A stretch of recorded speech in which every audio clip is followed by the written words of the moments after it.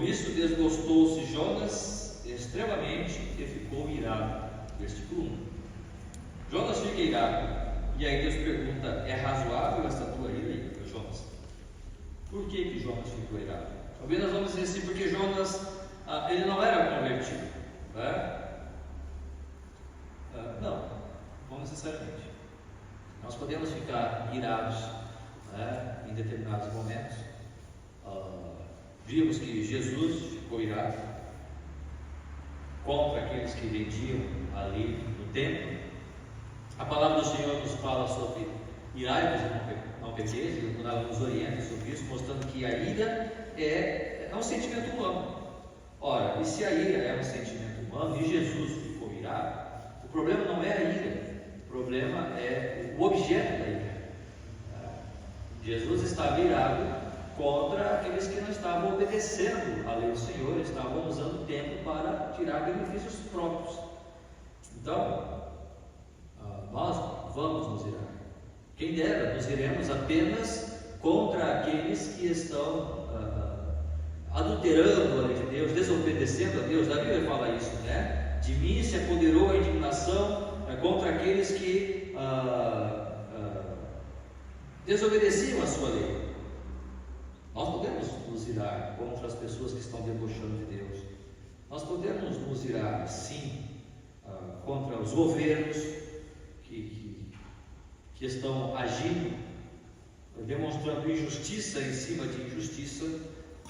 Nós podemos conversar, pode-se ter várias perspectivas sobre o que é injusto, o que não é, né? Deixando de lado as questões político-partidárias, mas o fato é que nós chegamos num ponto, como nós oramos há pouco, do país onde alguma coisa não está certa, alguma coisa está errada. Nós não estamos como os países ali que estão em guerra, Rússia, Ucrânia, os países árabes, Israel, né? Nós não estamos nessa situação, mas perceba que às vezes isso é tão maléfico quanto, né? Nós não temos uma guerra física, né? As casas sendo destruídas, mas nós como brasileiros, sem querer fazer partido aqui, né? Nós olhamos para o nosso país, o nosso dinheiro, nosso valor econômico é sempre baixo, parece que estamos sempre em crise, e nunca participamos de guerra, efetivamente. Então, nós vamos percebendo que alguma coisa na política está errada. Se é esse, se é aquele, se é A, se é B, essa não é bem a questão aqui. Mas estamos analisando com os olhos de cristãos que sabem que uma nação que está longe do Senhor vai realmente ter problemas. E nós, como cristãos, podemos nos irar, porque é só nós olharmos, né, e nós podemos dizer assim: poxa, então quem pode dirigir isso aqui? Se eu estou fazendo, não estou fazendo bem, então alguém pode fazer melhor, então faça melhor, né? Mas você vê só luta por poder, né? E a gente olha e se indigna contra isso. Eles têm realmente toda a maquinária na mão para fazer a coisa funcionar, mas você vê só lucro, e atrás de lucro, e atrás de lucro, e atrás de poder, e isso nos indigna, isso traz para nós essa indignação. Enfim, essa ira, ela é razoável, porque é uma ira que fala contra a justiça. Abacuque vai orar para Deus, né? Com relação à ira que ele estava sentindo, a indignação que ele estava sentindo também. É o profeta que vem depois, logo depois do Império Assírio ruir, né? Jonas está falando aqui, ele foi pregar em Nínive, e Nínive era a capital da Síria, quando o reino assírio, o Império Assírio estava no seu auge. Só que Abacuque vai pregar também contra a mesma indignação do povo de Israel. E ali no tempo de Abacuque, o Império Assírio já estava ruindo e estava surgindo os caldeus, Babilônia. E aí, essa indignação, essa ira, ela pode ser, e é natural do ser humano se manifestar desta forma. O problema é que às vezes nós desviamos esta ira para o objeto errado, e este objeto muitas vezes pode ser Deus. Quantas vezes nós podemos nos irar contra Deus, né? Senhor, por que isso aconteceu? É muito fácil às vezes nós falarmos, né? Nós queremos muitas vezes que as coisas sejam do nosso modo. E aí nós vamos manifestar egoísmo, foi o segundo ponto que nós colocamos, essa manifestação de egoísmo, porque nós queremos que as coisas funcionem do jeito que nós queremos que funcione. Mas aí nós esquecemos que Deus tem a sua forma de fazer, Deus tem o seu plano. É muito complicado, não sei se os irmãos já foram a velório, claro, com certeza já, mas se já falaram em velório. Falar em velório talvez é uma das coisas mais difíceis que tem, porque você está ali, você muitas vezes não conhece a pessoa, ou às vezes conhece e sabe que, eu posso dizer, não foi pensa boa, né? Mas você tem que trazer palavras de consolo para a família, sabendo que possivelmente Deus é soberano, mas que possivelmente aquela alma não está com Deus. Como é que você, que consolo você pode trazer para uma família? Dizer, Deus está no controle, mas Ele está no inferno. É difícil, não? Imagine, por exemplo, para o pai e a mãe daquele casal aqui de Blumenau que está vindo para o Paraná, de passeio, e aconteceu um acidente na estrada e morreu a família toda, o pai, a mãe e as duas crianças. Imagine os pais, né, deste rapaz, deste homem, os pais desta mulher, que são avós dessas duas crianças. A mãe dele morreu, está certo, está certo. Foram 5 pessoas então. A mãe dele também foi. Então como é que você vai dizer para essa pessoa, Deus está no controle? E é possível que essa pessoa, no seu coração amargurado e triste, diga, como no controle? Se ele estivesse no controle, isso não aconteceria.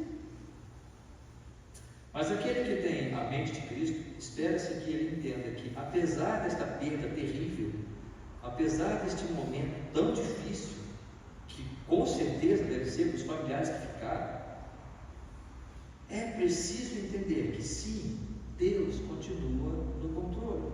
Mas neste momento é muito fácil nós nos irarmos contra Deus. E se tínhamos alguma apreciação com relação a Deus, nós esquecemos. Dizemos, não, isso aqui nós vivemos um acaso, nós vivemos pela sorte, Deus se esqueceu de nós. E aí nós nos iramos com Deus e esquecemos dele para dirigir as nossas vidas. Não estou dizendo que todos vão fazer dessa forma, mas quantas vezes os nossos planos são frustrados e nós nos voltamos contra Deus, ou viramos as costas para Deus. Agora, a partir de hoje, eu vou fazer do meu jeito. Isto é uma ira, isso é um desgostar-se. Por quê? Porque eu simplesmente achava que deveria ser assim e Deus fez de outra forma. Jonas foi assim, ele se irou, né? No versículo 1, versículo 2 ali, versículo 1, diz que ele ficou irado. Mas por que ele ficou irado? Porque ele não era cristão? Ou seja, ele não era convertido?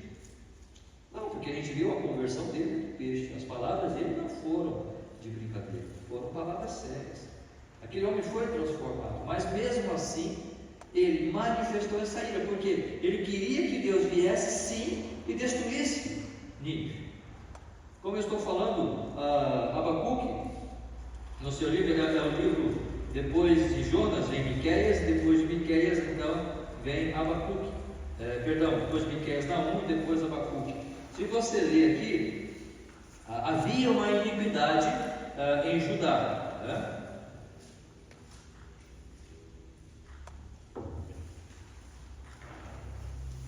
Se você ler ali, perceba, Abacuque capítulo 1, sentença revelada ao profeta Abacuque: até quando, Senhor, clamarei eu, e tu não me escutarás? Gritar-te-ei violência, e não salvarás?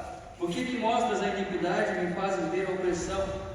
Pois a destruição e a violência estão diante de mim, há contendas e o litígio se suscita. Ou seja, Abacuque está orando ao Senhor, dizendo: até quando o Senhor vai permitir que a injustiça, o litígio, que a violência, a destruição permaneça na nossa nação, no caso, Judá aqui? Senhor, livra o teu povo. O que Abacuque queria? Que Deus viesse e punisse os pecadores da nação, que Deus viesse e punisse definitivamente aqueles que estavam fazendo mal, principalmente os que estavam na liderança, o governo, possivelmente os sacerdotes também, tanto a classe religiosa de Israel, quanto a classe política de Israel estava totalmente destruída na vida espiritual. E ele ora ao Senhor, pedindo que Deus intervenha e faça alguma coisa. Deus diz: eu vou fazer. E aí Deus vai dizer, versículo 5: vede entre as nações, olhai, maravilhai-vos e desvanecei, porque realizem em vossos dias obra tal que vós não crereis quando nos for contado. Pois eis que suscita os caldeus, nação amarga e impetuosa, que marcham pela largura da terra para apoderar-se de moradas que não são suas. O que, Senhor? Sabe brincar, não sei. Eu estou pedindo para o Senhor vir tratar com Israel. Mas qual é a maneira que Deus vai fazer para tratar com Israel? Ele vai chamar os caldeus e vai trazer para cá para subjugar o povo de Israel. E Abacuque não entende nada. E aí então no versículo 12 Abacuque ora: não és tu desde a eternidade, ó Senhor meu Deus, ó meu santo, não morreremos, perdão. Ó Senhor, para executar juízo puseste aquele povo, tu, ó rocha, fundaste para servir e disciplina.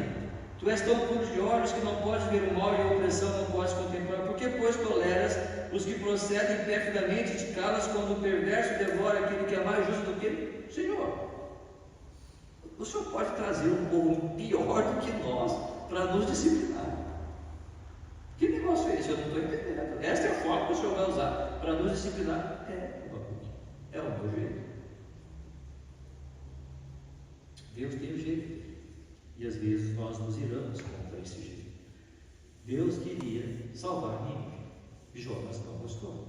E ele se irou contra Deus pela maneira como Deus estava tratando a vida dele e a maneira como Deus estava mostrando misericórdia para a nação. Não era a forma como Jonas queria, mas era a forma que Deus estabeleceu.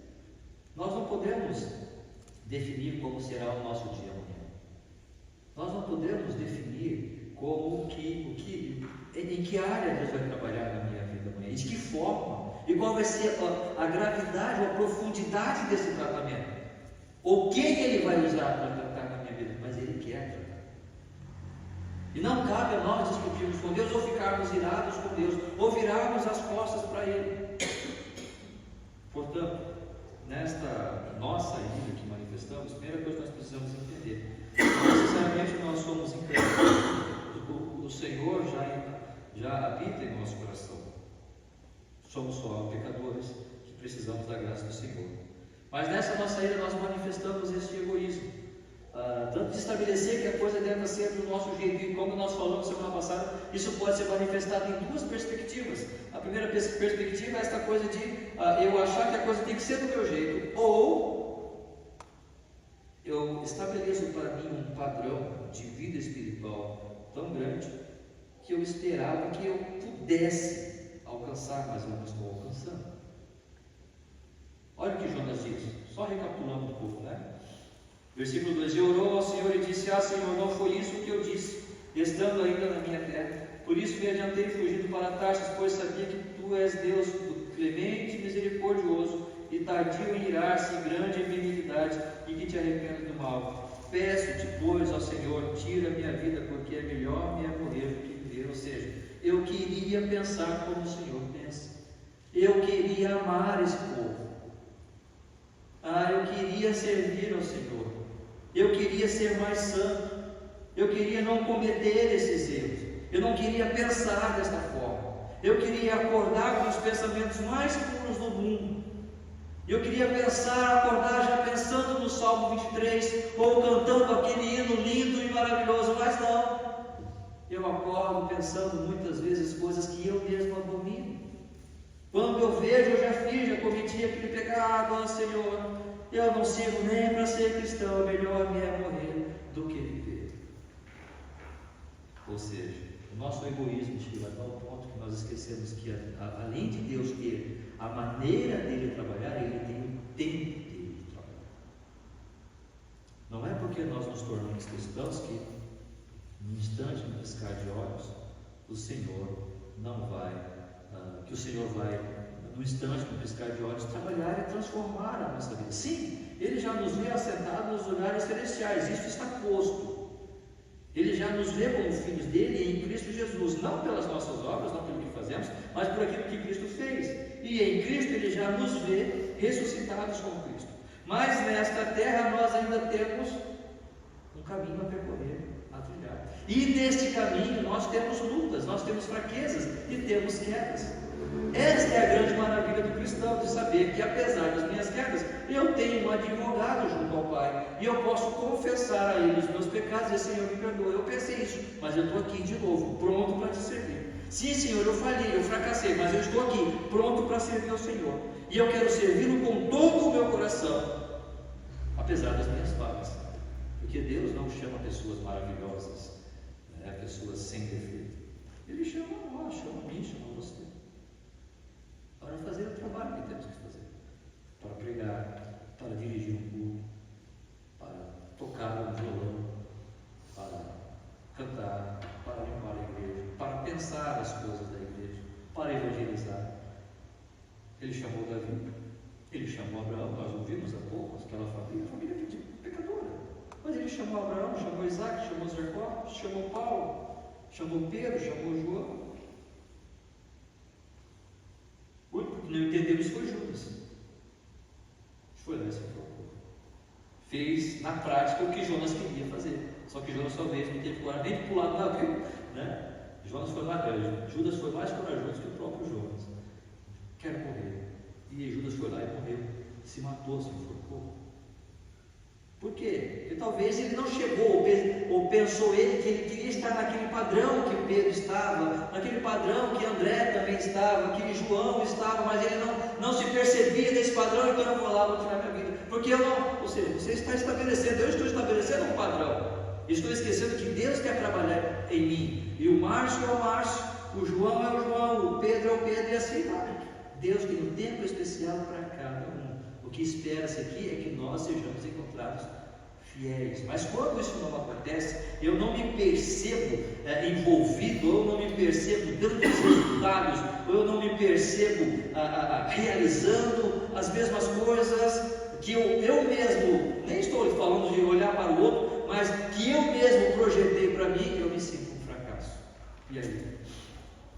Acabou. E aí eu me iro contra Deus. Eu não sirvo para esse negócio, eu vou.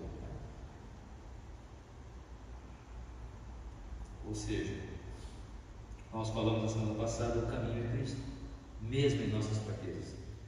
O caminho continua sendo Cristo, não somente para a nossa salvação, ainda que nós podemos dizer tão só, se fosse somente, né? Mas o caminho é Cristo, para a salvação e para a continuação da vida cristã. Quando erramos e falhamos e pecamos, o caminho é Cristo, é Ele. E nessa nossa ira, quando nós manifestamos, porque como nós falamos, é a manifestação do ser humano, mesmo sendo cristão, nós podemos cair nisso. E Paulo vai dizer: olha, quem está em pé, para que não caia, isso é uma possibilidade, né? Cair não da graça, mas cair não da salvação, mas cair em pecado, no sentido da comunhão com Deus, né? Nós vamos manifestar esse egoísmo, né? Assim como Jonas também manifestou. E nós vamos, por causa desta ira, nós vamos criar vãs esperanças. Nós vamos criar coisas para, através dessas coisas, nós criarmos esperanças que elas não são reais. Aproveitar que o Jade está de pé, pedir para o Jade acender a luz ali embaixo, por favor, essa luz aqui. Eu acho que é o último botãozinho. Vai apertando aí, pode.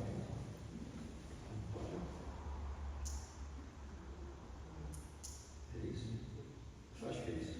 Funcionou. Fica mais uma. Essa série muito forte fica aqui. Pronto. Agora pode apagar isso aqui. Aí foi isso. Isso. Obrigado. O que Jonas faz? Ele quer ficar bem, porque ele não se conforma que ninguém não será destruído. O que ele faz?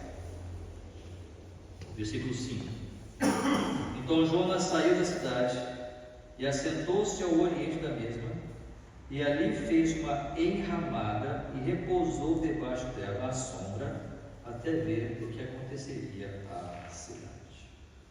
E aqui vem o nosso terceiro ponto. Ele cria uma vã esperança. Ele ainda espera que o inimigo seja destruído. Ele se presta a sair da cidade. Talvez ele buscou um lugar elevado. Ele faz ali uma enramada, pega alguns ramos, enrola esses ramos, ata esses feixes e faz ali um puxadinho, para fazer sombra para ele. Ele se senta e fica ali esperando. Esse negócio vai, eu espero que Deus mande raio do céu aí para matar esse povo. Isso é uma boa esperança. Deus já tinha dito que haveria a cidade se converter. Gente, não vai acontecer nada, Jonas. E Jonas, na verdade, assim, você já devia ir embora. Você não veio aqui para pregar? Tchau. Você está perdendo o seu tempo. Volta para a sua família. Quem sabe agora é um bom momento para você ir para Tarsis dar passeio lá em casa. Quem sabe é um bom momento para você, sei lá, tirar uma folga. Você já fez o seu trabalho? Fechou. Lembra quando Filipe foi para o deserto, enviado pelo Espírito Santo, e pregou para o eunuco, e batizou o eunuco, e depois que o eunuco foi batizado, o que aconteceu? Acabou. O Espírito Santo levou o Filipe de volta. Chega, deu. Não tem que levar o eunuco até a casa dele, e tomar café com o eunuco, e agora vamos ser grandes amigos. Você pregou, ele se converteu, acabou, vai para a sua casa. Vai? E o eunuco vai seguir o caminho dele. Jonas, você já pregou, a cidade se converteu, vai embora. Mas por causa desta ira, que não é razoável, é uma ira pecaminosa, como estamos dizendo ainda que Jonas tenha tido uma experiência com o Senhor, e esta ira pode nos atacar, pode nos afetar, pode ser manifestada em nós também. Ele faz uma enramada, ou seja, ele cria alguma coisa com as suas mãos, com o seu próprio poder, com as suas próprias condições de sabedoria, com a sua habilidade. Eu não saberia fazer uma enramada, talvez era coisa típica da época, talvez, eu ia dar trabalho, vou embora, deixa o povo aqui, Deus cuida desse povo. Deus não me chamou para discipulá-los, Deus me chamou para evangelizá-los. Então eu evangelizei e agora eu vou embora. Mas ele faz uma enramada, embaixo de uma vã esperança de que Deus faça alguma coisa diferente dentro daquilo que ele espera, dentro da ira que ele criou para ele. Não vai acontecer. Jesus já disse: eu sou o caminho, a verdade e a vida. Ninguém vem ao Pai se não for por mim. Não há outra forma. Nesta nossa ira, nós podemos, perceba que Paulo vai dizer aos romanos: justificados, pois, mediante a fé, temos paz com Deus. O nosso relacionamento anterior com Deus era um relacionamento de ira, de animosidade.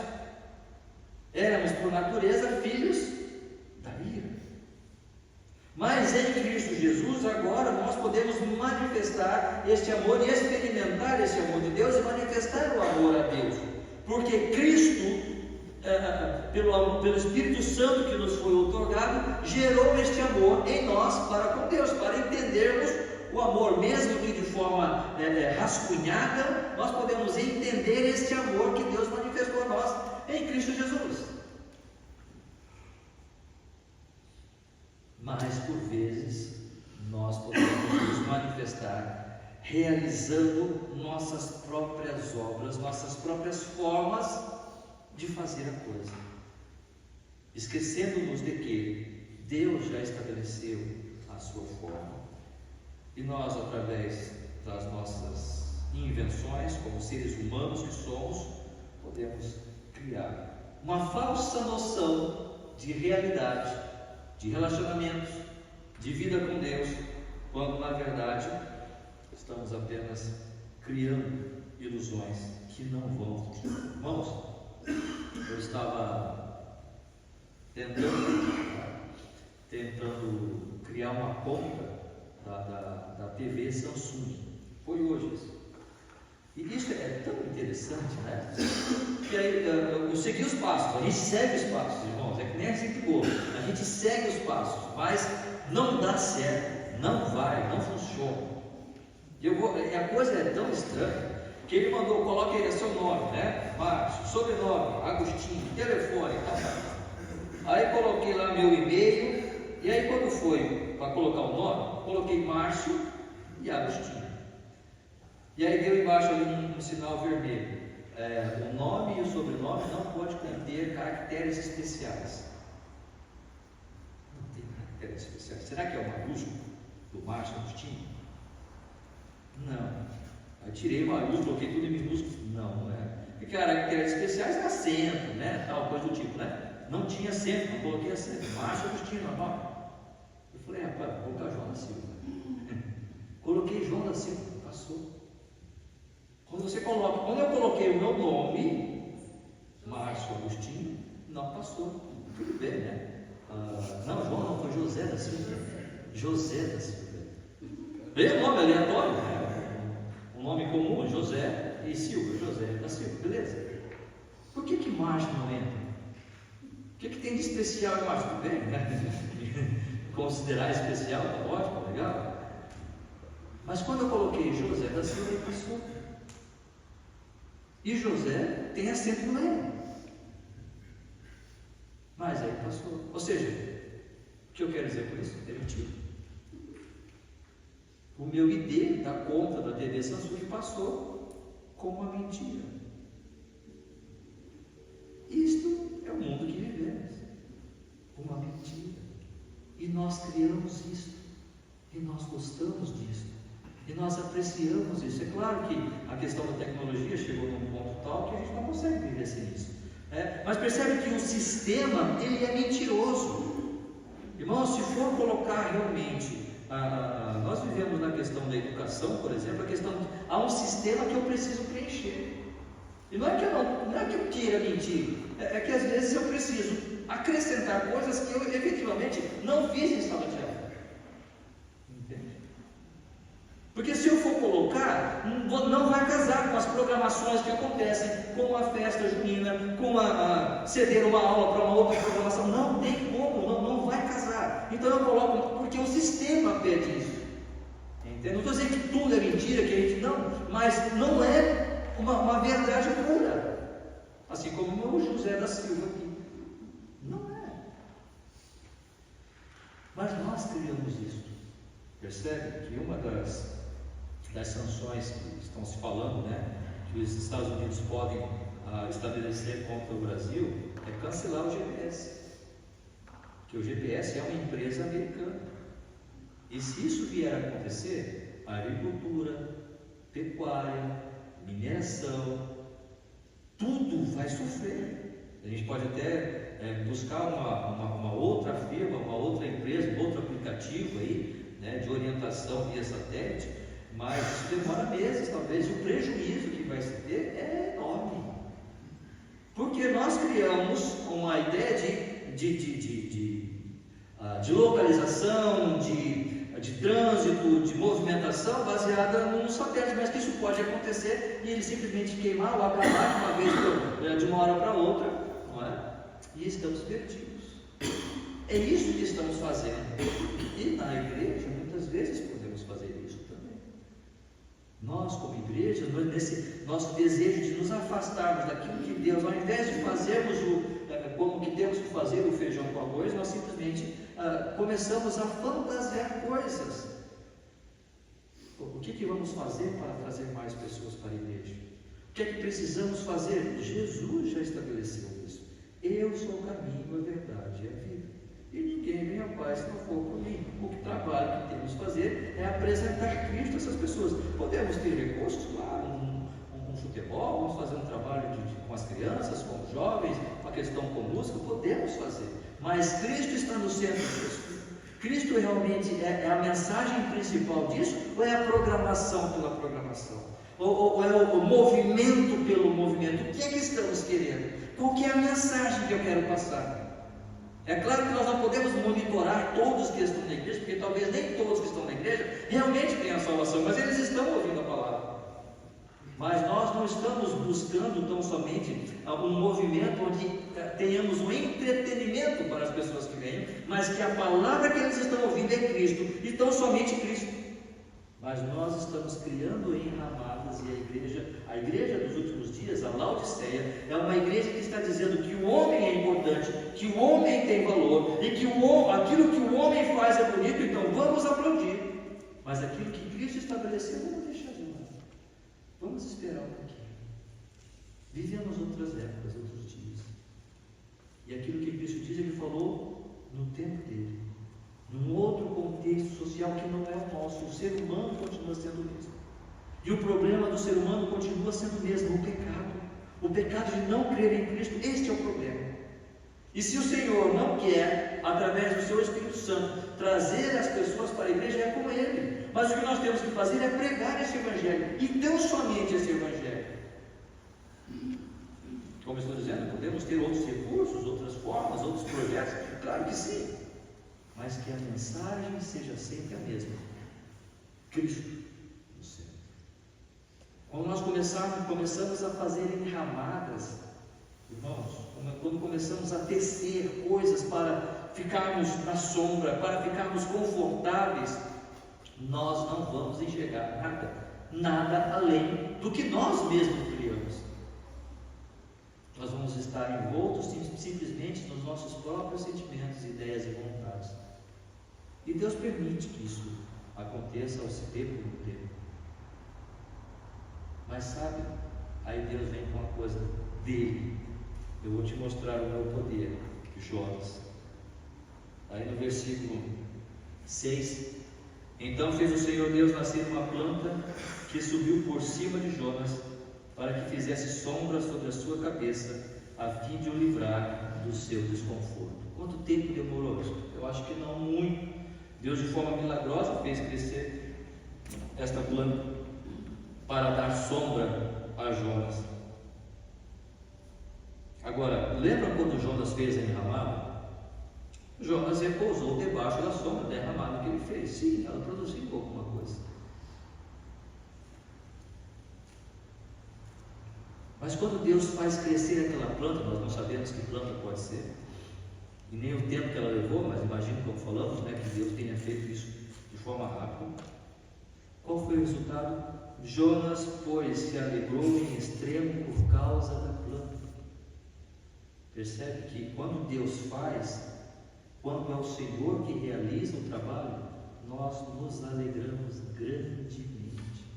Quando é obra das nossas mãos, nós ficamos sempre apreensivos, ainda que isso possa trazer para nós um certo conforto, possa trazer para nós um certo benefício, mas estamos sempre preocupados como manter aquilo, como conservar aquilo, o meu nome, o meu ministério, a minha família, os meus planos, como é que eu posso manter isso e eu vou viver a vida toda.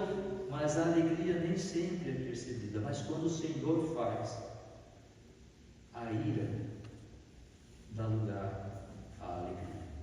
Agora estou feliz, agora estou contente, porque foi o Senhor quem fez. Irmãos, que as nossas vidas sejam realmente dirigidas por esse propósito do Senhor, de permitir que Ele faça, Ele seja Senhor das nossas vidas. Isto é realmente difícil, porque isso luta contra o meu eu, contra o nosso ego.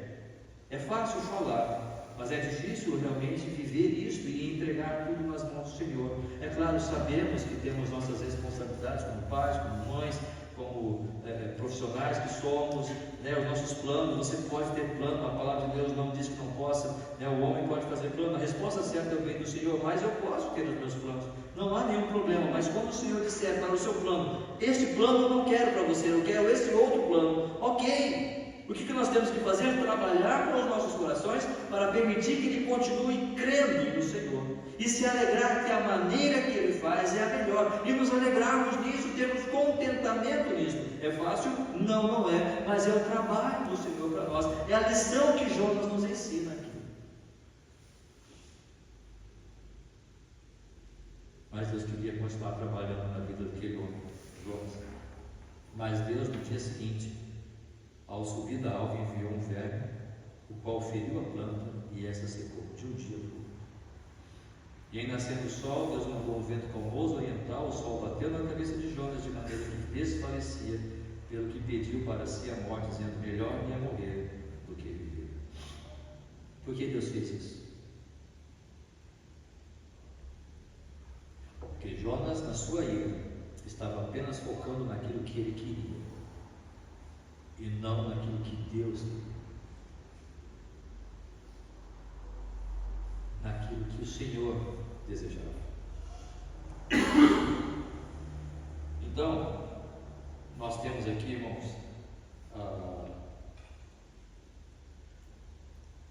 Jonas mais uma vez vai dizer: melhor me é morrer do que viver.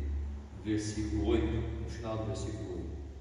Então perguntou Deus a Jonas: é razoável essa tua ira por causa da planta? É razoável a minha ira até a morte? Jonas responde. Versículo 10, então tornou o Senhor: tens compaixão da planta que não te custou trabalho, a qual não fizesse crescer, que numa noite nasceu e numa noite pereceu? E não hei de eu ter compaixão da grande cidade de Nínive, em que há mais de 120.000 pessoas que não sabem discernir entre a mão direita e a mão esquerda, e também muitos animais.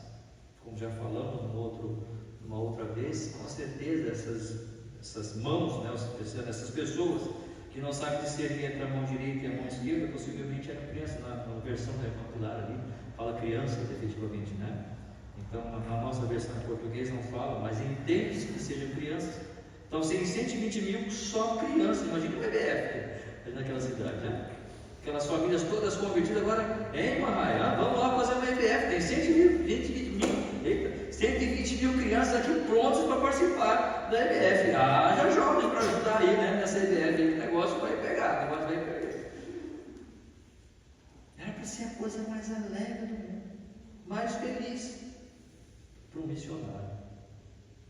Mas quando nós não estamos realmente olhando para aquilo que Deus tem estabelecido, nós estamos pensando, o nosso coração não está consoante ao coração de Deus, ao desejo de Deus, nós vamos olhar tão somente para aquilo que nós queremos, para a nossa própria vontade, porque a nossa ira toma lugar, e é isso que Deus queria ensinar a Jonas. Jonas, dá lugar a ira, olha para coisas que são maiores, olha para coisas que são melhores. Nada contra os seus planos, nada contra você trabalhar, nada contra você almejar uma condição social ou financeira mais confortável, nada contra isso. Mas não se esqueça daquilo que é a minha vontade. Não se esqueça daquilo que é o meu desejo para você. Que nós, irmãos, como igreja, possamos sim trabalhar, estudar, crescer, desenvolver, mas que estejamos sempre vigilantes. Paulo vai dizer: examine-se, pois, o homem a si mesmo. Essa é uma questão constante, não só para si. Examinar a nós mesmos é pensar, como Paulo vai dizer a Timóteo, aos Tessalonicenses, examinar se está realmente na fé. Examinemos se realmente estamos vivendo pela fé e contentes com aquilo que Deus tem nos dado. Desta forma, vamos caminhar, vamos crescer, vamos desenvolver para a honra e glória do Senhor. Por que muitas pessoas se esquecem de Deus? Por que muitas pessoas passam a vida aqui e simplesmente se vão? E você muitas vezes tem que olhar e dizer: esse realmente foi e não está com o Senhor. Deus é soberano, ladrão na cruz, no último momento foi com Cristo, estava no paraíso, e nós vamos mais dentro daquilo que nós podemos perceber da sua vida, do seu histórico, como falamos há pouco. Nós podemos dizer: esse não está com o Senhor, porque ele rejeitou a Cristo durante toda a sua vida. Ele não quis saber, porque ele estabeleceu tão somente uma posição de ira contra Deus, uma posição de animosidade, de inimizade contra Deus. Ele não quis se achegar, ele não quis saber, ele não quis conhecer esse amor de Deus revelado em Cristo, e manifestou o seu egoísmo. Quis viver a sua vida fazendo enramadas para si mesmo, e embaixo dela se recostar, e embaixo dela simplesmente encontrar ali o conforto para o seu cansaço, esquecendo-se de que Deus, Ele é o nosso abrigo, Ele é o nosso refúgio constante. E nós, como cristãos, ainda que professamos, podemos sim manifestar em alguns momentos essa insatisfação com o Senhor. E podemos sim manifestar esse egoísmo, mas aprendamos com Jonas, porque o Senhor está pronto para criar uma planta e trazer para nós sombra, conforto. Senhor, Tu tens sido o nosso refúgio de geração em geração, o salmista vai dizer. E ele vai dizer no sentido da proteção e do carinho que Deus tem para com os seus filhos. A igreja é composta daqueles que são os filhos de Deus, que um dia confessaram a Cristo como Senhor das suas vidas.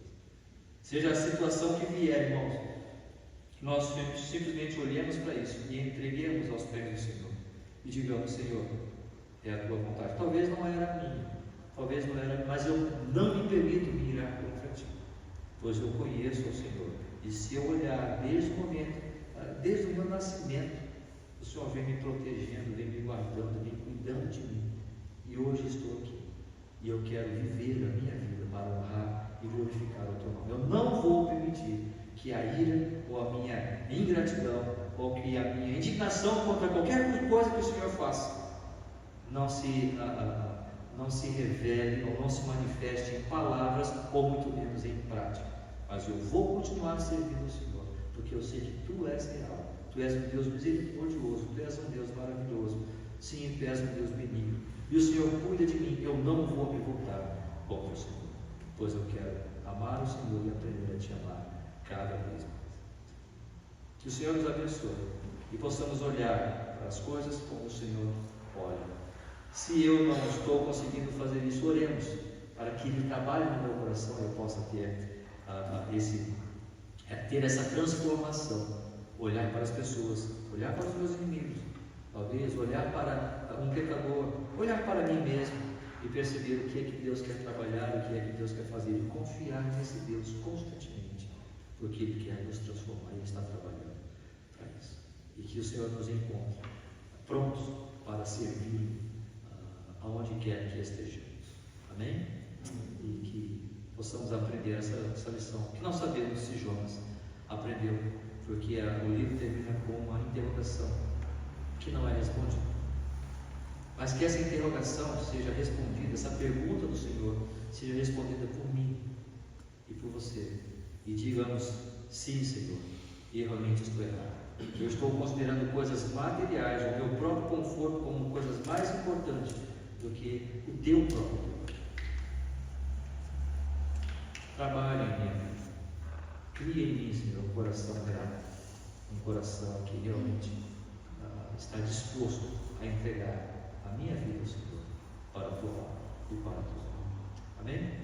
Vamos ficar em pé, irmãos, e vamos orar. Nosso Deus, nosso Pai, muito obrigado pelo tempo que o Senhor nos deu aqui, obrigado pela Tua palavra, pela vida de Jonas, a maneira como o Senhor trabalhou na vida dele, e ele, como nós, manifestou essas falhas, essas fraquezas, essas limitações, e coisas que, por vezes, podemos manifestar isso todos os dias da nossa vida, ou invariavelmente, pontualmente, possamos manifestar e praticar isso. Perdoa-nos, ó Deus, perdoa-nos para que possamos realmente entregar as nossas vidas ao Senhor e não permitir que pensamentos, ideias ou emoções tomem o nosso coração ao ponto de rejeitarmos ao Senhor e o Teu plano em nós, mas que sim, ó Pai, possamos confiar, crescendo. Aumenta no Senhor a fé em Ti mesmo, em Teu Filho Jesus Cristo, na pessoa do Espírito Santo, sabendo que o Senhor nos guia, nos protege, nos salva, e assim, Senhor, possamos caminhar até aquele dia que o Senhor enviará o Seu Filho Jesus Cristo para levar a Sua igreja e estarmos juntos para sempre com o Senhor. E enquanto estamos aqui, que o Senhor possa fazer-nos úteis como vasos nas Tuas mãos para a Tua honra e para a Tua glória, para levar outros ao conhecimento de Teu Filho. Muito obrigado, Pai, eu oro e agradeço ao Senhor. Muito obrigado pelo tempo que tivemos aqui, abençoa-nos nesta noite, leva cada um aqui em paz para os seus lares. É isso que nós oramos, pedimos e agradecemos em nome de Jesus.